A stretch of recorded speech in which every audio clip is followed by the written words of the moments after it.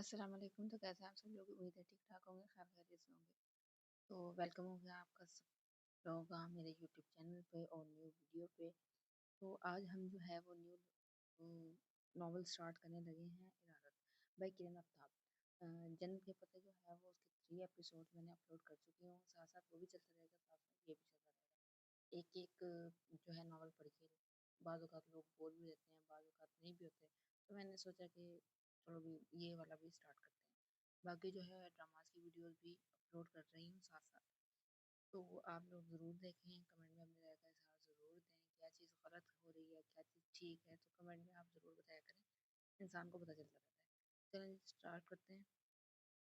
اس کی قسط نمبر 1 جو ہے، تو بجلی کی گرج چمک میں اضافہ ہوا تھا، پانی کی ننھی ننھی بوندیں طوفانی بارش کی صورت میں اختیار کر کے گلاس وار پر بچھاڑ کرتی سکوت میں ساتھ بھی کھیل گئی۔ باہر طوفان برپا تھا، مگر اندر ایک گہری خاموشی تھی، اور بعض اوقات اندر کی خاموشی بیرونی شلوغوں سے غافل کر دیتی ہے۔ وہ بھی بارش کی بوندوں کو گلاس پر گرتے بے حد انہماک سے دیکھ رہی تھی، مگر نہ تو اس کی سماعتوں سے ان مچلتی بوندوں کا ساز ٹکرایا تھا اور نہ ہی بجلی کی گرج۔ شیشے پر ہاتھ پھیرتے اس نے گردن موڑی اور اسٹڈی ٹیبل پر موجود قیمتی لیمپ کو روشن کیا۔ میز کی دوسری جانب میں بک شیلف پر ان کی تمام کتابیں اسی ترتیب سے موجود تھیں جیسے وہ رکھا کرتے تھے۔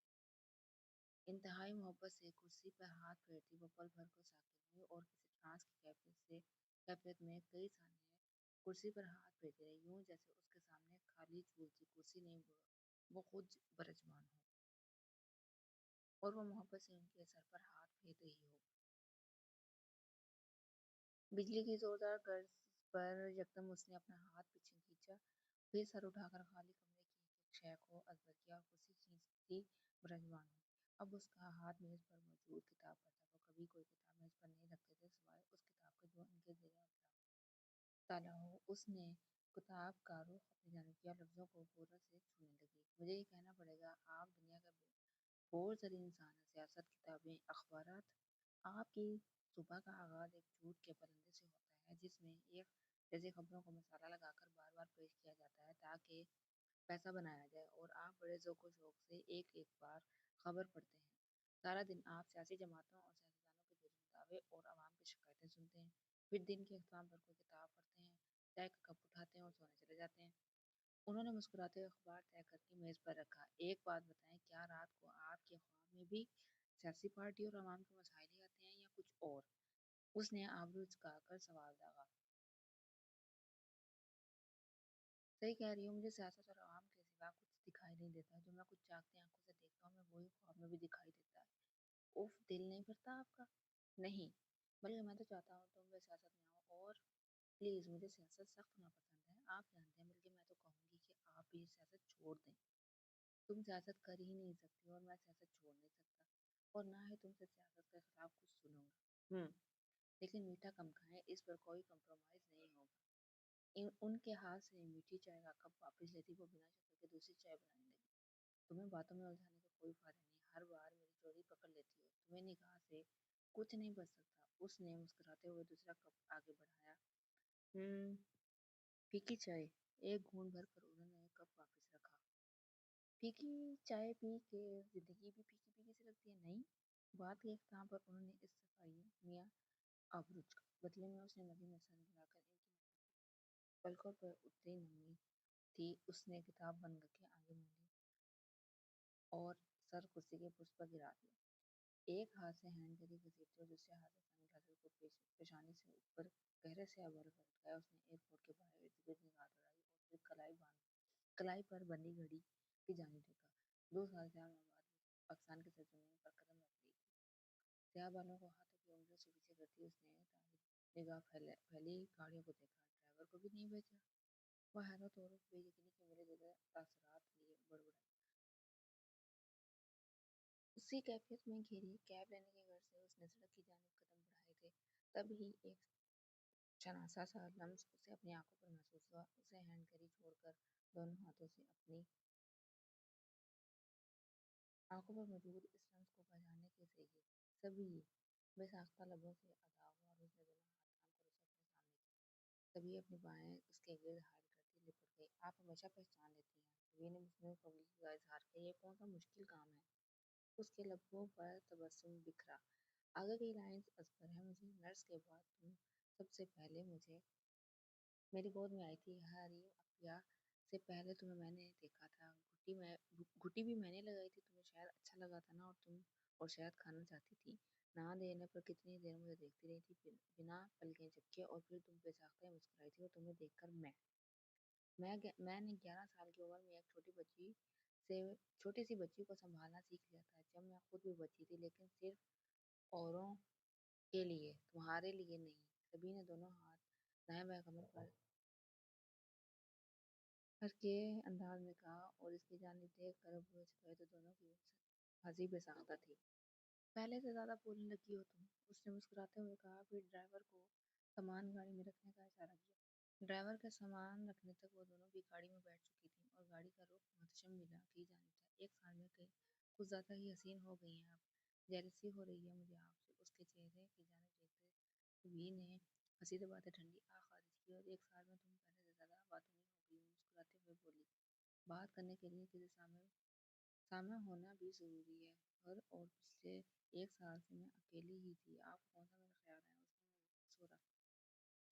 اکیلی کہاں تھی، ڈیڈ تھے تمہارے ساتھ، امی تھی، سائم اور گلفشاں بھی۔ اف گلفشاں، وہ تو تم سے بھی زیادہ باتونی ہے، اور نے جرجری سی لی۔ نانا جان کو تو آپ رہنے ہی تھے، انہیں ہم دونوں سے زیادہ اپنی سیاست سے محبت ہے، اور جہاں تک بات گلفشاں کی ہے، جب سے اس کی نسبت گل خان سے طے ہوئی ہے تب سے اس کے رنگ ہی بدل گئے ہیں۔ ہر وقت کا گلنامہ سن سن کے تنگ آ گئی ہوں میں۔ اس کی بیچارگی سے کہنے پر ہر کی ہنسی چھوٹ گئی۔ آپ بھی ہنس لیں مجھ پر، سبھی نے ناک چڑھائی۔ گاڑی پورس میں جا رکی تو دونوں آگے پیچھے چلتی کشادہ باغیچہ عبور کرتی اندر داخل ہوئیں۔ اور آپ فریش ہو جائیں، میں گلفشاں سے کہہ کر کھانا لکھواتی ہوں، اس نے بیگ صوفے پر رکھتے ہوئے کہا۔ ابھی صرف جوس پیوں گی، ڈنر رات کو ڈیڈ کے ساتھ ہی کریں گے، جیسے آپ کی مرضی۔ ویسے کون سا جوس بنواؤں؟ محض 2 سال ہی نیو یارک میں رہ کر ہوئیں، 10 سال میں جو پسند بدل جائے۔ پسند وقت کی محتاج کب ہوتی ہے، اور پسند تو لمحوں میں بدل جاتی ہے۔ کچھ چیزیں لازمی معلوم ہوتی ہیں، جتنا بھی وقت گزر جائے کبھی نہیں بدلتی۔ پاکستان سے جاتے ہوئے انٹیریئر ڈیزائننگ کا شوق لے کر گئی تھی، مگر لگتا ہے نیو یارک سے واپسی پر فلاسفی کی ڈگری لے کر آئی ہیں، اور مجھے لگتا ہے تم نے بھی باتوں کے علاوہ بہت کچھ سیکھا ہے، کافی سمجھداری کی باتیں کر رہی ہو۔ اور مسکراتے ہوئے بولی، اکیلی تھی اس لیے خود کو بہت وقت دیا ہے، میں نے بہت کچھ سیکھا، اور اپنی کمپنی سے خاصی لطف اندوز ہوئی ہوں۔ اس نے فرضی کالر جھاڑے۔ ابھی کچھ دیر پہلے کوئی مجھ سے شکوہ کرنا تھا کہ وہ تنہا بہت بور ہوا، اور کسی کو اس کا خیال ہی نہیں تھا۔ اور نے سبھی کی نقل اتاری۔ اف، ایک تو میں آپ کی اس حاضر دماغی سے بہت تنگ ہوئی، سبھی نے منہ بنایا۔ خیر، انار کا جوس بنواتی ہوں آپ کے لیے، گلفشاں سے کہنا، لان میں لے آئے، میں فریش ہو کے وہیں آتی ہوں۔ اور نے گہرے سیاہ سلکی بالوں کو جوڑے میں مکید کرتے ہوئے کہا، جو کندھوں سے ذرا نیچے آتے تھے۔ سبھی نے سر ہلایا۔ پلے ہال میں باسکٹ بال کی زمین سے ٹکرانے کی آواز واضح تھی۔ گول خاموشی میں مدھم سرگوشی ہوئی، اس نے کیپ اتار کر دور اچھالی اور مخالف کی نگاہوں کے سامنے وکٹری کا نشان بنایا، پھر جھک کر فریش جوس کی بوتل کو منہ سے لگایا۔ مخالف نے الکالود پیشانی کو کلائی پر باندھے گیلے رومال سے صاف کیا، اور چیلنجنگ انداز میں مستقر ہوا، اگلی بار یہ نشان میری طرف سے۔ پلے ایریا سے باہر نکلتے اس کے لبوں پر مسکراہٹ تھی۔ تم ہر بار یہی کہتے ہو، پھر بھی وکٹری مجھے ہی ملتی ہے، کیا آپ ہر بار چیٹنگ کرتے ہیں؟ کیسی بے ایمانی! وہ جوس کی بوتل منہ سے ہٹاتے ہوئے بولا۔ آپ اشارہ کہیں اور دیتے ہیں، بال مخالف سمت اچھالتے ہیں۔ پلے مین خاصے چلاک ہیں آپ، کون کہہ سکتا ہے کہ ایک ینگ پولیٹیشین جو کہ مستقبل قریب میں ملک کا وزیر اعظم بھی ہو سکتا ہے، جس کے ہر نیوز چینل پر آج کل چرچے ہیں، اور ایک معصوم اور شریف لڑکے کو اپنی چالاکیوں سے زیر کر رہا ہے۔ وہ قریب آ کر بولا۔ معصوم اور شریف؟ اس نے لفظوں کو دہرایا۔ کیوں، کیا نہیں ہوں؟ نہیں، مجھے تمہاری معصومیت پر 100% شک ہے، اس نے نفی میں سر ہلایا۔ وہ کیا ہے نا، آپ خود بے حد چالاک ہیں، اس لیے، لیکن مجھے یقین ہے ایک دن آپ کا سامنا کسی ایسے سے ہوگا جو آپ سے زیادہ چالاک ہوگا۔ اسے چالاکی نہیں، ذہانت کہتے ہیں۔ کھیل کے دوران صرف اور صرف گیم ہی نہیں بلکہ مخالف کے دماغ سے بھی کھیلنا آنا چاہیے۔ Mind reading, right? یس۔ جیسے اس نے استفہامی آبرو اٹھائے۔ تمہاری نگاہ صرف بال پر ہوتی ہے، جبکہ تمہاری نگاہ بال کے ساتھ ساتھ مجھ پر بھی ہونی چاہیے، جیسے میری ہوتی ہے تم پر، اور ٹارگٹ پر۔ سمپل۔ جاذب داؤد کے لب او کے انداز میں کھلے اور ہاتھ بے ساختہ بالوں کی طرف گیا۔ It's not simple, it's strange چچو۔ میں نے بہت کچھ پلان کیا تھا آپ کو ہرانے کے لیے، جبکہ آپ نے ٹارگٹ سے زیادہ مجھ پر فوکس کیا۔ میں نے پلان پر فوکس کیا، آپ پر نہیں، اس نے بھویں چکا کر خفگی سے کہا۔ کھیل میں پلانس بناؤ، کیونکہ پلانس کے بغیر گیم جیتی نہیں جاتی، مگر مخالف کو اپنے پلانس کی بھنک بنا کرنے دو۔ اسے یوں ظاہر کرو کہ تمہیں بائیں سمت مڑنا ہے، اپنی نگاہیں اور جھکاؤ بائیں طرف رکھو، بار بار اسے صرف دیکھو، اسے اتنے یقین کے ساتھ تمہارے یقین پر یقین کرنے لگے اور پھر اچانک ہی بازی پلٹ دو، بائیں کو دائیں کر دو، سمپل۔ آپ تو واقعی سیاستدان ہیں، چلیں اب آپ سے سیاست بھی سیکھوں گا، بس سانس لینے کو گھٹنوں کے بل جھکا، پہلے ڈھنگ سے باسکٹ بال کھیلنا تو سیکھ لو، سب سیکھ لوں گا، فکر کے کرتے ہوئے اس کے کندھے پر ہاتھ رکھتے ہوئے مسکرایا۔ تم پریکٹس کرو، مجھے تائی جان کے ساتھ پریس کانفرنس کے لیے نکلنا ہے۔ اس نے بال دوسری طرف اچھالی جیسے جاذب نے اچھل کر شاید سے ساما۔ میری نیک تمنائیں آپ کے ساتھ ہیں، جاذب نے مسکراتے ہوئے کہا۔ بدلے میں کیپ سیدھی کرتے ہوئے اس نے بھی مسکراہٹ اچھالی۔ سوچو کا ایک لمحہ یہ سفر جو تمام نہیں ہو رہا تھا، وہ لاؤنج سے گزر کر محتشم کمال کے کمرے میں آئی۔ کمرے میں ان کے کولون کی بھینی بھینی خوشبو پھیلی تھی، ان کا سیاہ کوٹ سامنے بیڈ پہ تھا جسے وہ شاید پہننے والے تھے۔ اس نے قدم بڑھانے کی صحیح کی تھی، لیکن ہر قدم بھاری اور تکلیف دہ تھا۔ وہ نیچے کارپیٹ پر بیٹھ کر کوٹ پر ہاتھ پھیرنے لگی۔ اس کی ہر صبح آغاز ان کے کمرے سے ہوتا تھا اور دن کا اختتام بھی۔ وہ صبح شام ان کے کمرے میں یوں آتی جیسے وہ اسی کا منتظر ہوں، اسے دیکھنا اور سننا چاہتے ہوں۔ کمرے میں چاروں طرف ان کی خوشبو تھی۔ وہ کوٹ الماری کی طرف بڑھی، کوٹ دائیں جانب ہینگ کرتے اس کی نگاہ ٹریک سوٹ پر پڑی۔ اس نے ٹریک سوٹ باہر نکالا جس پر کہیں کہیں شکن تھے۔ کتنے عرصے بعد تم میرے ساتھ جاگنگ پر آئی ہو، تمہارے بغیر تو جاگنگ کرنے کی عادت ہی نہیں رہی۔ میرے بغیر آپ کی اکثر عادتیں خراب ہو جاتی ہیں، اب آ گئی ہوں، سب پہلے جیسا ہو جائے گا اور آپ روز میرے ساتھ جاگنگ کرنے آئیں گے۔ اور کچھ دیر بعد خاموشی سے دوڑتے رہنے کے بعد انہوں نے آہستگی سے مخاطب کیا، جی۔ جھک کر ٹخنوں کو ہاتھ لگاتے وہ سر ہلا گئے تو محتشم کمال کو بھی رکنا پڑا۔ وہ دونوں ہاتھ کمر پر دائیں بائیں دھیرے دھیرے سانس لینے لگے تو حور نے آنکھوں کے اشارے سے انہیں ٹخنوں پر جھک کر ورزش کرنے کا اشارہ کیا۔ کچھ کہہ رہے تھے آپ، اس نے یاد کروایا۔ کہہ دوں، کہہ دیں۔ سچ بتاؤ گی؟ پہلے کبھی جھوٹ بولا ہے؟ تم 2 سال نیو یارک رہے، کیا وجہ محض انٹیریئر ڈیزائننگ تھی یا کچھ اور؟ آپ کیا سننا چاہتے ہیں؟ وہی جو تم بتانا نہیں چاہتی۔ آپ جیسا سوچ رہے ہیں ویسا کچھ نہیں ہے۔ آنکھیں الفاظ کا ساتھ دینے سے انکاری تھی۔ میں جو سوچ رہا ہوں بالکل ویسا ہی ہے، بس تم بتانا نہیں چاہتی۔ وہ قریبی رکھے بینچ پر براجمان ہوئے، ٹخنوں پر جھکتے بے ساختہ ہی اس کی نگاہ کلائی میں پہنے گئے نفیس گولڈ کے بریسلیٹ پر ٹھہر سی گئی جو دھوپ کی تمازت سے چمکتا اس کی توجہ اپنی جانب مبذول کروا گیا تھا۔ گولڈ کے قیمتی بریسلیٹ کے وسط میں کنندہ اسم کا پہلا حرف اس کے لیے حروف آخر ہوا تھا۔ وہ نگاہیں پھیری سیدھی محتشم کمال کے ساتھ بینچ پر براجمان ہوئی۔ آپ جانتے ہیں مجھے صبر کرنا آتا ہے۔ ہاں جانتا ہوں، تمہیں بہادری کے سارے ریکارڈ اپنے سر کرنے کا شوق ہے، لیکن پھر بھی اگر 2 سال کم ہے تو 2 سال اور لے لو، مگر اس وعدے کے ساتھ کہ پھر کبھی ماضی کی تصویروں میں نہیں جھانکو گی۔ اور میں اور تمہاری ماں، جو کچھ بھی ہوا وہ بولتے بولتے رک گئی۔ اس کا چہرہ سرخ ہوا تھا، دھوپ کی شدت سے تکلیف برپا کرتی کیفیات سے اندازہ لگانا مشکل تھا۔ لمحوں میں چہرے کے تاثرات تبدیل کرتے ہوئے مسکراتے ہوئے محتشم کمال کی جانب دیکھنے لگی۔ ڈیڈ، یہ سب کچھ بالکل ٹھیک نہیں ہوا، آپ نے ٹھیک نہیں کیا۔ اس کی خشک آنکھیں اداس تھیں، بے حد اداس۔ اچانک یہ سب کیسے ہو گیا؟ اس نے اندر سانس کھینچا تھا۔ اچانک اس کے ہاتھوں نے کچھ محسوس کیا۔ وہ ایک دم سیدھی ہوئی، ٹراؤزر کی جیب میں سے اسے سرخ رنگ کا کارڈ دکھائی دیا۔ اس نے ہاتھ بڑھایا، وہاں ایک چھوٹا سا سرخ انویلپ تھا جو آج کھلا تھا، یعنی انویلپ کے اندر موجود نوٹ پڑھا جا چکا تھا۔ اس نے فوراً انویلپ سے نوٹ نکال کر پڑھنا شروع کیا۔ سرخ کاغذ پر سیاہ رنگ کی دکھائی دی 2 جملوں میں بات مکمل کر دی گئی تھی۔ اس نے مٹھیاں بھینچی تو کارڈ موڑ توڑ گیا۔ خود کے حواسوں پر قابو رکھتے اس نے کوٹ کو الماری میں ہینگ کیا اور مکمل کا دروازہ بند کرتی باہر آئی۔